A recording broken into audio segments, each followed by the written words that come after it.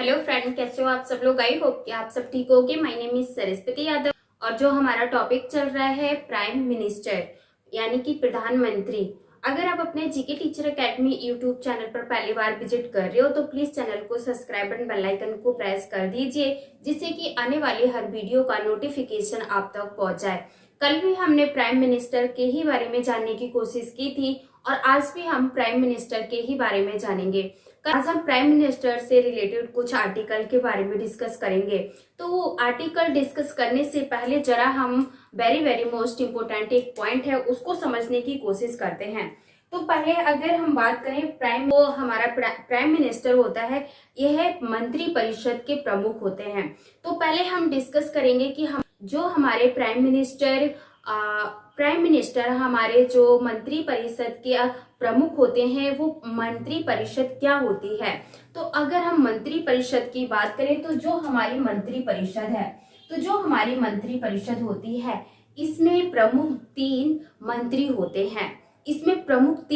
होते हैं। कैबिनेट मंत्री, राज्य मंत्री और उप मंत्री मंत्री परिषद के प्रमुख मंत्री होते हैं। तो हमारी जो मंत्री परिषद होती है इसमें प्रमुख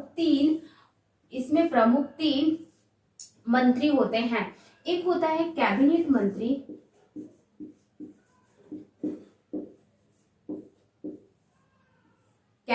मंत्री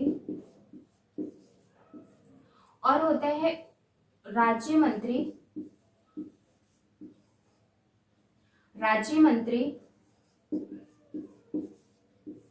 और होते हैं उप मंत्री।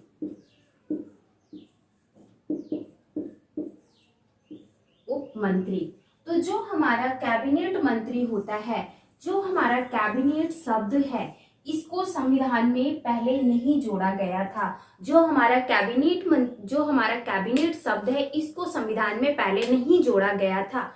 इसको 44वें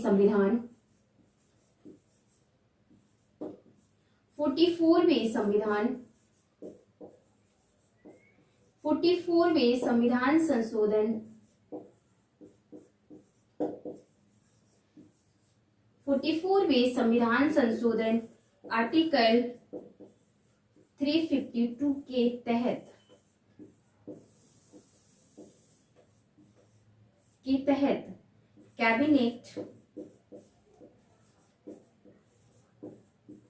कैबिनेट शब्द संविधान में जोड़ा गया।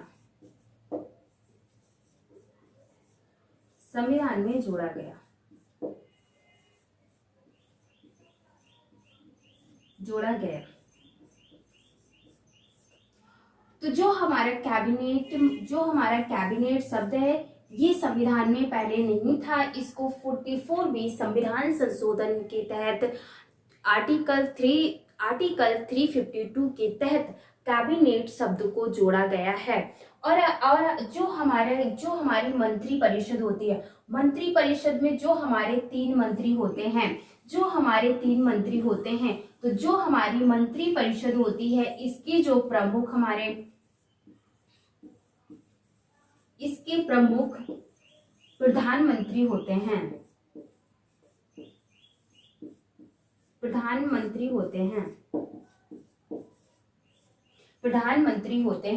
तो जो हमारी मंत्री परिषद है इसके प्रमुख कौन होते हैं? तो जो हमारी मंत्री परिषद होती है इसके प्रमुख प्रधानमंत्री होते हैं। मंत्री परिषद किन किन मंत्रियों से मिलकर बनी होती है? तो मंत्री परिषद हमारी प्रमुख तीन मंत्रियों से मिलकर बनी होती है। कैबिनेट मंत्री, राज्य मंत्री और उप मंत्री से मिलकर मंत्री परिषद बनी होती है।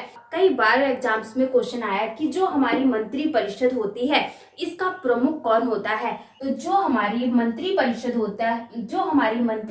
होती है इसका प्रमुख प्रधानमंत्री होता है। इसका प्रमुख कौन होता है? इसका प्रमुख प्रधानमंत्री होता है। और जो हमारी मंत्री परिषद होती है यह कितने मंत्रियों से बनकर मिली होती है? तो यह मुख्य रूप से तीन मंत्रियों से मिलकर बनी होती है। कैबिनेट मंत्री, राज्य मंत्री और उप मंत्रियों से मिलकर बनी होती है। जो कैबिनेट शब्द है इसको संविधान में किस संविधान संशोधन के तहत जोड़ा गया? तो इसको 44वें संविधान संशोधन के तहत जोड़ा गया। और किस आर्टिकल में जोड़ा गया है? तो 352 आर्टिकल में इस कैबिनेट शब्द को जोड़ा गया है। आई होप कि आपको मंत्री परिषद समझ में आ गई होगी। अब हम इससे रिलेटेड कुछ आर्टिकल के बारे में जानने की कोशिश करते हैं। और अगर हम आर्टिकल 74 के बारे में बात करें तो आर्टिकल 74, अगर हम आर्टिकल 74 की बात करें तो आर्टिकल 74 में कहा गया है कि राष्ट्रपति की सलाह के लिए एक मंत्री परिषद होगी जिसका प्रमुख प्रधानमंत्री होता है। तो आर्टिकल 74 में कहा गया है कि राष्ट्रपति की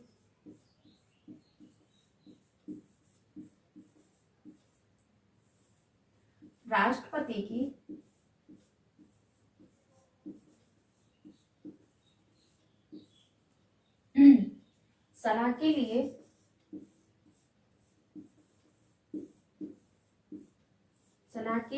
एक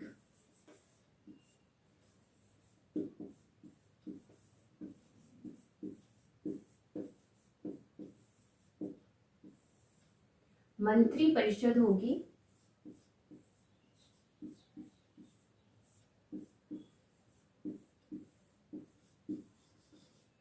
जिसका प्रमुख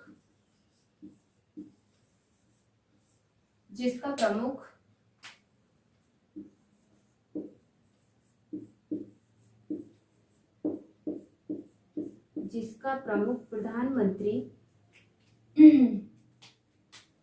होता है।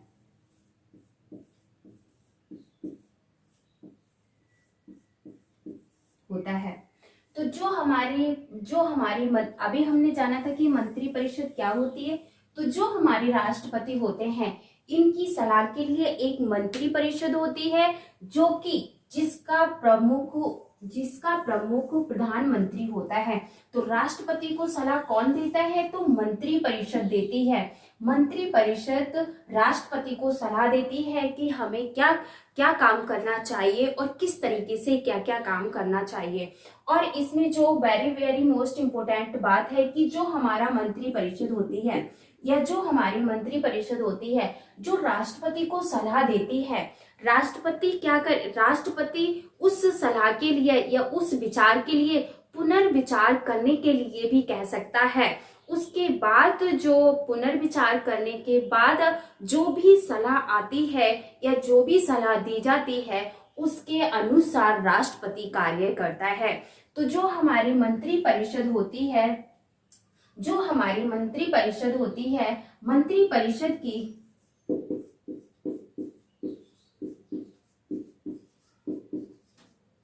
मंत्री परिषद की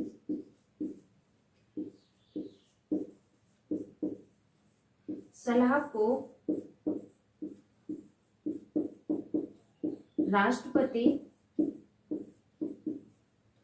राष्ट्रपति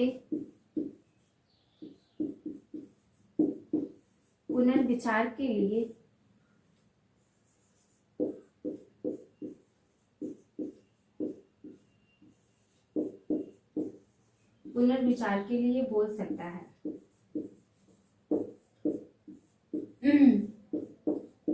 अगर राष्ट्रपति को लगता है कि ये जो मंत्री परिषद की सलाह है अगर राष्ट्रपति उससे सेटिस्फाई नहीं है तो राष्ट्रपति उस सलाह के लिए पुनर्विचार के लिए मंत्री परिषद से बोल सकता है कि इस सलाह के लिए या इस बात के लिए आप इस पर पुनर्विचार करें। अब अगर हम कहें कि जो हमारा आर्टिकल 75 क्या कहता है तो आर्टिकल 75 कहता है कि प्रधानमंत्री की नियुक्ति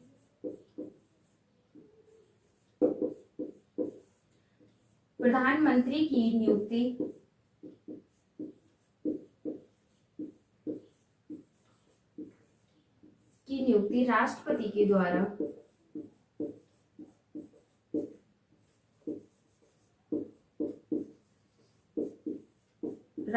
के द्वारा की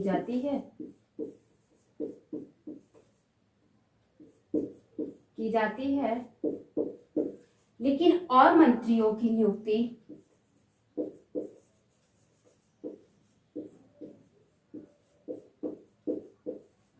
लेकिन और मंत्रियों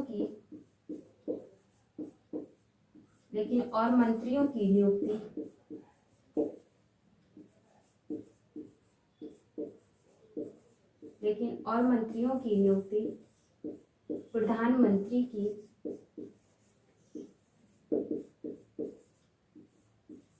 सिफारिश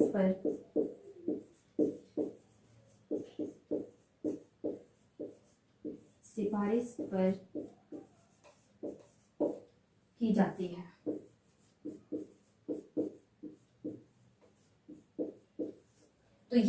तो जो हमारा आर्टिकल 75 क्या कहता है? आर्टिकल 75 कहता है कि जो हमारे राष्ट्रपति हैं, राष्ट्रपति के द्वारा प्रधानमंत्री की नियुक्ति की जाती है, लेकिन प्रधानमंत्री की सिफारिश से और मंत्रियों की नियुक्ति की जाती है। प्रधानमंत्री की सिफारिश से ही और मंत्रियों की नियुक्ति की जाती है। तो आई होप कि आपको आर्टिकल 75 समझ में आ गया होगा। अगर हम आर्टिकल 78 के बारे में बात करें तो आर्टिकल 78 में प्रधानमंत्री के कर्तव्य का वर्णन किया गया है या प्रधानमंत्री के कर्तव्यों के बारे में चर्चा की गई है। तो जो हमारी आर्टिकल 78 है, इसमें प्रधानमंत्री के कर्तव्यों के बारे में कहा गया है। प्रधानमंत्री का कर्तव्य है कि किसी भी प्रकार की कोई भी सूचना है तो वो राष्ट्रपति को दे। किसी भी प्रकार से कोई भी सूचना है उसको राष्ट्रपति तक पहुंचाए या राष्ट्रपति को दे। राष्ट्रपति होता है, इसको सूचना कौन प्राप्त कराता है, कौन देता है? तो जो हमारे राष्ट्रपति होते हैं इनको सूचना प्रधानमंत्री के द्वारा दी जाती है। और जो हमारा प्रधानमंत्री होता है जो हमारा प्रधानमंत्री होता है यह नीति आयोग और राष्ट्रीय विकास, परिवहन और अंतरराष्ट्रीय परिवहन का अध्यक्ष होता है। यहाँ से कई बार एग्जाम्स में क्वेश्चन बना है कि नीति आयोग का अध्यक्ष कौन होता है? तो नीति आयोग का अध्यक्ष प्रधानमंत्री होता है। नीति आयोग का अध्यक्ष कौन होता है? प्राइम मिनिस्टर नीति आयोग का अध्यक्ष होता है। और अंतरराष्ट्रीय परिवहन का अध्यक्ष कौन होता है? तो अंतरराष्ट्रीय परिवहन का अध्यक्ष भी प्रधानमंत्री होता है। राष्ट्रीय विकास परिवहन का अध्यक्ष कौन होता है? तो अंतरराष्ट्रीय और राष्ट्रीय परिवहन का अध्यक्ष प्रधानमंत्री होता है। अब और यहाँ से एक वेरी मोस्ट इम्पोर्टेंट क्वेश्चन बनता है कि प्रधानमंत्री के कर्तव्यों का विवरण किस आर्टिकल में किया गया है? तो आर्टिकल 78 में प्रधानमंत्री के कर्तव्यों का विवरण किया गया है। प्रधानमंत्री का कर्तव्य क्या है? तो प्रधानमंत्री का ऑलमोस्ट जो कर्तव्य होता है कि सभी प्रकार की सूचनाएं राष्ट्रपति को देना। तो आई होप कि आपको आर्टिकल 78 और आपको ये वेरी मोस्ट इम्पोर्टेंट पॉइंट है, अगर आप चाहें तो इसे स्क्रीनशॉट भी ले सकते हैं। अब हम कुछ वेरी मोस्ट इम्पोर्टेंट फैक्ट्स के बारे में जानने की कोशिश करते हैं। बात करेंगे वेरी मोस्ट इम्पोर्टेंट पॉइंट के बारे में कि यहाँ से किस तरीके से कौन से क्वेश्चन बन सकते हैं। और अगर हम सेकंड पॉइंट की बात करें कि भारत के प्रथम सबसे कम उम्र के प्रधानमंत्री कौन थे? तो सबसे कम उम्र के प्रधानमंत्री राजीव गांधी जी थे। तो अगर हम राजीव गांधी की बात करें तो ये किस उम्र में बने थे? तो ये 40 वर्ष की उम्र में ये प्रधानमंत्री बन गए थे। और ये किस पार्टी से थे? तो ये कांग्रेस पार्टी से थे। और हम नेक्स्ट पॉइंट की बात करें कि सबसे ज्यादा उम्र के प्रधानमंत्री कौन थे? तो सबसे ज्यादा उम्र के प्रधानमंत्री डॉक्टर मनमोहन सिंह थे। नेक्स्ट अगर हम बात करें भारत की प्रथम महिला प्रधानमंत्री कौन थी? तो भारत की प्रथम महिला प्रधानमंत्री इंदिरा गांधी थी। और इंदिरा गांधी कब प्रधानमंत्री बनी थी? तो 1966 में इंदिरा गांधी प्रधानमंत्री बनी थी। और अगर हम इनकी उम्र की बात करें तो इनकी उम्र 49 वर्ष की उम्र में ये प्रधानमंत्री बन गई थी। तो हमारी प्रथम महिला प्रधानमंत्री कौन है? तो हमारी प्रथम महिला प्रधानमंत्री इंदिरा गांधी जी हैं। कब बनी थी ये? तो 1966 में ये प्रधानमंत्री बनी थी। किस उम्र में बनी थी? तो ये 49 की उम्र में ये प्रधानमंत्री बन गई थी। और नेक्स्ट हम अगर पॉइंट की बात करें कि 3 ऐसे प्रधानमंत्री थे जिनकी कार्यकाल के दौरान मृत्यु हो गई थी। तो अब हम देखेंगे कि ऐसे 3 प्रधानमंत्री कौन कौन से थे जिनकी कार्यकाल के दौरान मृत्यु हो गई थी। तो जवाहरलाल नेहरू, लाल बहादुर शास्त्री और इंदिरा गांधी 3 ऐसे प्रधानमंत्री थे जिनकी कार्यकाल के दौरान मृत्यु हो गई थी। यहाँ से कई बार क्वेश्चन बनता है और कई बार क्वेश्चन पूछा भी गया है कि जो हमारे कार्यकाल के दौरान कितने प्रधानमंत्रियों की मृत्यु हो गई है। तो 3 प्रधानमंत्रियों की मृत्यु हो गई है। कौन कौन से हैं? तो कौन कौन से हैं? लाल बहादुर शास्त्री, जवाहरलाल नेहरू और इंदिरा गांधी 3 ऐसे प्रधानमंत्री थे जिनकी कार्यकाल के दौरान मृत्यु हो गई थी। और अगर हम नेक्स्ट पॉइंट की बात करें कि ऐसे प्रधानमंत्री जो लगातार दो बार प्रधानमंत्री बने हैं, तो अगर हम बात करें कि जवाहरलाल नेहरू, इंदिरा गांधी, अटल बिहारी वाजपेयी, मनमोहन सिंह और नरेंद्र मोदी जी लगातार 2 प्रधानमंत्री बने हैं। तो लगातार बात करें नेक्स्ट पॉइंट की, तो नेक्स्ट पॉइंट है कि पहले गैर कांग्रेसी प्रधानमंत्री कौन रहे हैं। गैर कांग्रेसी प्रधानमंत्री मोरार देसाई जी पहले गैर कांग्रेसी प्रधानमंत्री थे। और नेक्स्ट पॉइंट है हमारा कि चरण सिंह एक ऐसे प्रधानमंत्री थे जिन्होंने कभी भी लोकसभा में उपस्थित नहीं हुए थे। और अगर हम नेक्स्ट पॉइंट की बात करें कि ऐसे प्रधानमंत्री जो पहले राज्य के मुख्यमंत्री रह चुके हैं, तो ऐसे 6 प्रधानमंत्री हैं जो पहले राज्य के मुख्यमंत्री रह चुके हैं। तो अगर हम बात करें मोरार देसाई जी की, तो ये पहले मुख्यमंत्री रह चुके हैं। और अगर हम बात करें चौधरी चरण सिंह की, तो ये भी राज्य के पहले मुख्यमंत्री रह चुके हैं। अगर हम विश्वनाथ प्रताप सिंह की बात करें, तो ये भी राज्य के मुख्यमंत्री रह चुके हैं। BB Narasimha Rao and SD Deve Gowda and Narendra Modi ji राज्य के मुख्यमंत्री रह चुके हैं। तो यहाँ से अगर हम क्वेश्चनों की बात करें कि यहाँ से किस तरीके से क्वेश्चन बनते हैं, यहाँ से very very most important question बनता है कि भारत के प्रथम प्रधानमंत्री कौन था। तो भारत का प्रथम प्रधानमंत्री जवाहरलाल नेहरू जी थे। जवाहरलाल नेहरू जी को कब प्रधानमंत्री बनाया गया था? तो जवाहरलाल नेहरू जी को प्रधानमंत्री 1947 में प्रधानमंत्री बनाया गया था। और यहाँ से भी क्वेश्चन बनता है कि भारत के सबसे कम उम्र के प्रधानमंत्री कौन थे। तो सबसे कम उम्र के प्रधानमंत्री राजीव गांधी जी थे। राजीव गांधी जी किस वर्ष में बन गए थे प्रधानमंत्री? तो ये 40 वर्ष की उम्र में ये प्रधानमंत्री बन गए थे। और ये किस पार्टी से? तो ये कांग्रेस पार्टी से हैं। उम्र की हमने बात कर ली। अब आपके दिमाग में एक क्वेश्चन ये भी आता होगा कि सबसे ज्यादा उम्र के प्रधानमंत्री कौन थे। तो सबसे ज्यादा उम्र के जो प्रधानमंत्री थे डॉक्टर मनमोहन सिंह सबसे ज्यादा उम्र के प्रधानमंत्री थे। और नेक्स्ट अगर हम पॉइंट की बात करें कि यहाँ से भी वेरी वेरी मोस्ट इंपोर्टेंट ये पॉइंट है और यहाँ से भी एग्जाम्स में कई बार क्वेश्चन पूछा गया है कि प्रथम महिला प्रधानमंत्री कौन है। तो भारत की प्रथम महिला प्रधानमंत्री इंदिरा गांधी है। और इंदिरा गांधी कब प्रधानमंत्री बनी थी? तो 1966 में प्रधानमंत्री बनी थी। और किस उम्र में बनी थी? तो ये 49 वर्ष में प्रधानमंत्री बनी थी। और यहाँ से नेक्स्ट जो क्वेश्चन बनता है कि हमारे ऐसे कितने प्रधानमंत्री थे जिनकी कार्यकाल के दौरान मृत्यु हो गई थी। तो ऐसे कितने प्रधानमंत्री थे जिनकी कार्यकाल के दौरान मृत्यु हो गई थी। तो ऐसे तीन प्रधानमंत्री थे जिनकी कार्यकाल के दौरान मृत्यु हो गई थी। तो कौन कौन थे? जवाहरलाल नेहरू एंड लाल बहादुर शास्त्री एंड इंदिरा गांधी 3 ऐसे प्रधानमंत्री थे जिनकी कार्यकाल के दौरान मृत्यु हो गई थी। और यहाँ से नेक्स्ट क्वेश्चन बनता है कि कितने प्रधानमंत्री ऐसे हैं जो पहले राज्य के मुख्यमंत्री रह चुके हैं। तो 6 ऐसे प्रधानमंत्री हैं जो पहले राज्य के मुख्यमंत्री रह चुके हैं। और एक इसमें very very most important point छूट रहा है, तो मैं इसको यहाँ लिख देती हूँ।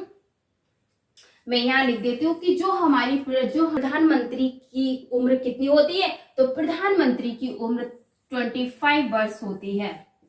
प्रधानमंत्री की उम्र कितनी वर्ष की होती है? तो प्रधानमंत्री की उम्र 25 ईयर्स की होती है। यानी कि अगर आपको प्रधानमंत्री बनना है तो पहले आप 25 ईयर्स कंप्लीट कर लो, उसके बाद आप प्रधानमंत्री बन सकते हो। तो आई होप कि आपको हमारे जो प्राइम मिनिस्टर थे इनके बारे में अच्छे से समझ में आ गया होगा। अब हमारा जो आज का जो टॉपिक था यानी कि प्राइम मिनिस्टर जो हमारा टॉपिक था, अब ये फिनिश हो गया है। अगर आपको वीडियो अच्छी लगी है तो प्लीज ज्यादा से ज्यादा लाइक एंड शेयर करें और मिलते हैं अगली क्लास में। तब तक के लिए bye bye, take care, thank you so much.